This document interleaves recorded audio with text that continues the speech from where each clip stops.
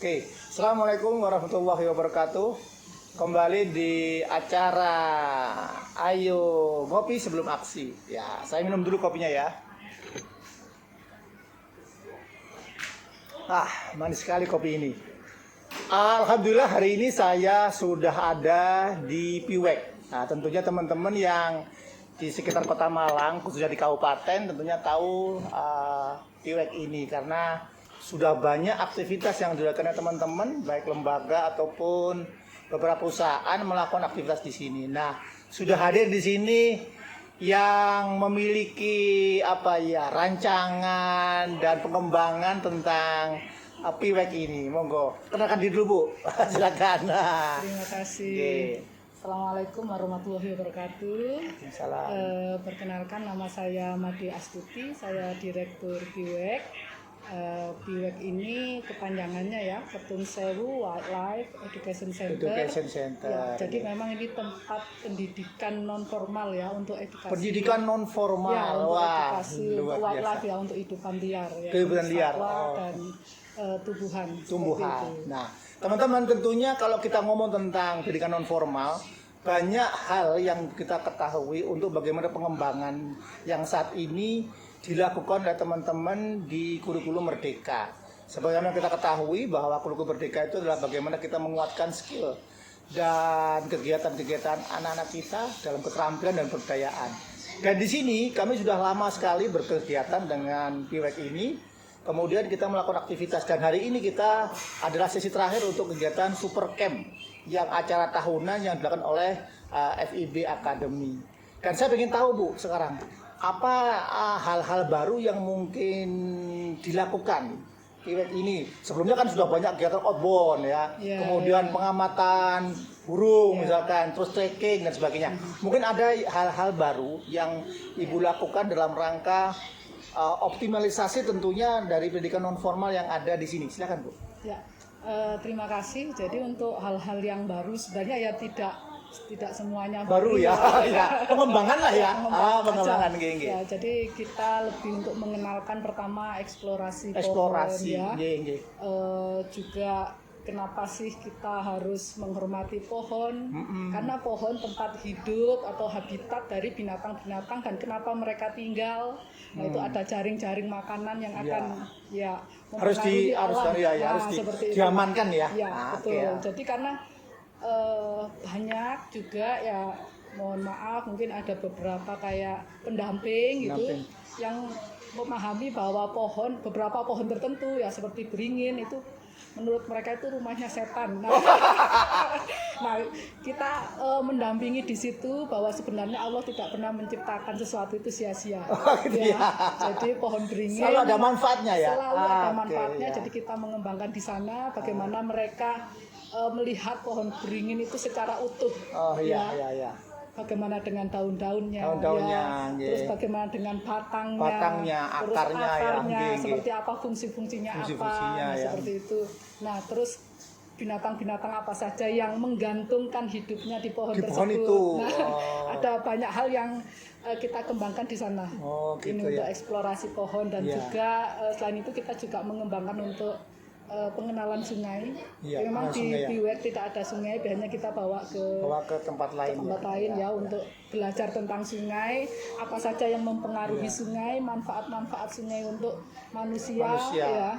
Terus kira-kira kalau sungainya itu rusak, apa yang terjadi, dampaknya seperti apa. Nah, seperti itu. Jadi ada beberapa hal yang kita kembangkan di sana. Jadi memang anak-anak itu akan lebih senang kayak belajar itu langsung ya. Kalau di buku itu mungkin setelah ditutup bukunya lupa. Membayangkannya susah. Ini langsung ke lokasi. Kalau kita ingin lihat burung ya kita langsung melihat langsung, mengamati langsung, terus menyentuh juga pohon-pohonnya itu gitu ya. Teman-teman, tentunya kemarin juga kita sudah membuat suatu modul di pendidikan kesetaraan, yaitu keterampilan yang ada di sana. Ada keterampilan pertanian terpadu, ada keterampilan juga modul untuk ikan tangkap dan pengelolaan sampah. Nah, ini saya ingin tahu.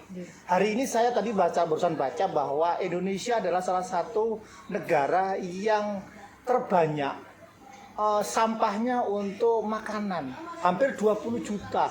di Asia Tenggara itu tertinggi. Yang lain itu Filipina masih 9 jutaan, Indonesia 20 juta sekian ton. Lah, menurut Ibu bagaimana? Atau kemudian mungkin dari peran PIWEK sendiri pada menghadapi hal seperti ini seperti apa mungkin? Ya, itu hal yang benar sekali ya. Apa kita kebanyakan makan ya? Kebanyakan nyemil. Sebenarnya enggak juga, hanya saja mungkin kita belum menerapkan habitnya ya. Jadi kalau saya juga salah satu tim penilai di Adiwiyata. Oh, Adiwiyata. Ya, ini kita kan ada gerakan GBP LHS, gerakan berbudaya dan peduli lingkungan hidup sekolah.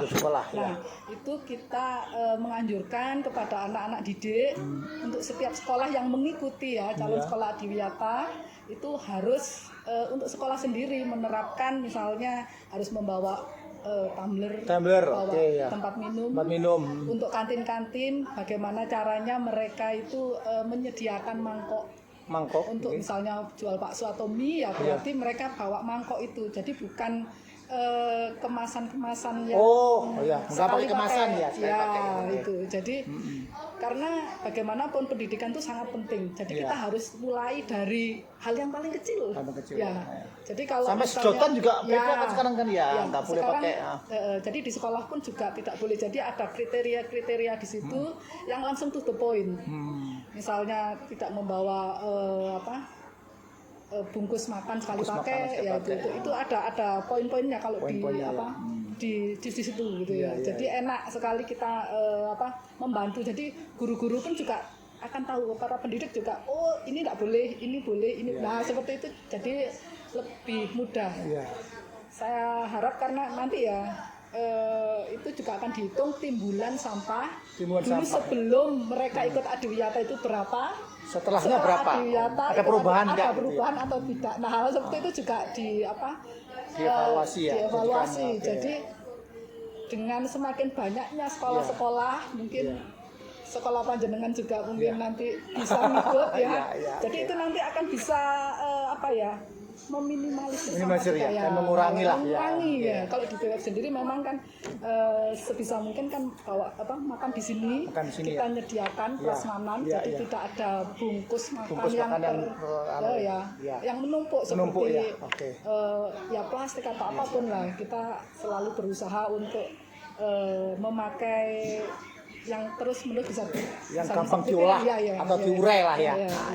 Ya teman-teman, tentunya ini PR kita bersama, apalagi di masa sekarang, di era modern, era digital, dan era seperti ini, bahwa anak-anak juga jangan cuman pinter IT-nya saja, pinter menggunakan smartphone-nya saja, tapi bagaimana kepedulian pada lingkungan itu penting. Sehingga saran saya, teman-teman semua, bila mana ingin belajar atau lembaga-lembaga ingin belajar tentang bagaimana edukasi alam, bagaimana mengenal tentang beberapa pohon-pohon yang harus dilindungi, bagaimana pencegahan kita dalam alam yang harus kita lindungi sehingga tidak jadi banjir bandang sekarang atau mungkin yang lain ya banjir bagaimana, itu di Kota Malang sudah mulai juga, soalnya Kota Malang tinggi aja kadang-kadang banjir itu juga aneh gitu. Jadi mungkin PR kita bersama. Moga-moga ada hal yang baik yang akan kita bisa lakukan. Mungkin ada pernyataan ataupun statement yang bisa sampaikan untuk semua teman-teman yang lihat hari ini, bisa belajar tentang bagaimana, atau mungkin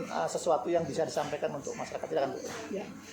Terima kasih. Jadi segala sesuatu harus dimulai dari diri kita sendiri ya. Hal yang paling kecil, kita tidak bisa menyuruh orang lain berubah, tapi kita harus berubah lebih dulu supaya orang lain juga terinspirasi untuk berubah. Seorang agen perubahan adalah dari diri kita sendiri.